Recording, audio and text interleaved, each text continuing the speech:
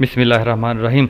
पकाने का फुहारा आओ बना के वेखिए। ये वास्ते शैकी चाहिए आ पकाना, टेप, कड़क पीपनी, सूई ते रबड़ बैंड। सारिਆਂ तो पहले कड़क पीपनी के मूँह अगे टेप ला के मूँह नूं चंगी तरह बंद कर दिओ ते फिर एक सूई लैके टेप के थल्लों आर पार सुराख कर दिओ। ये 2 मोरियां निकल जाणगियां ते 90 दर्जे के जाविये ते सूई नूं दोबारा आर पार कर दिओ। 2 मोरियां इत्थे निकल जाणगियां।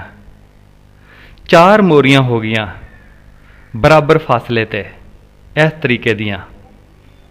ते हुण टूटी तो पकाने नूं पानी नाल भरो, उत्तों थोड़ी जी जगह खाली रखो ते हथ ना घुट के बंद करो ते उत्ते कड़क पीपनी ला दिओ, रबड़ बैंड ना कस दिओ।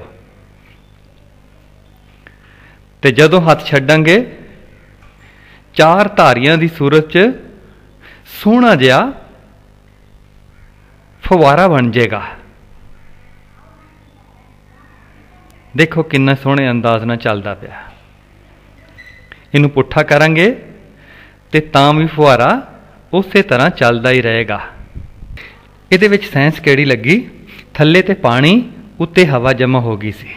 जदों सुराखां विचों हवा नूं निकलण दा मौका मिलिया ते नाल ही पानी निकल गया।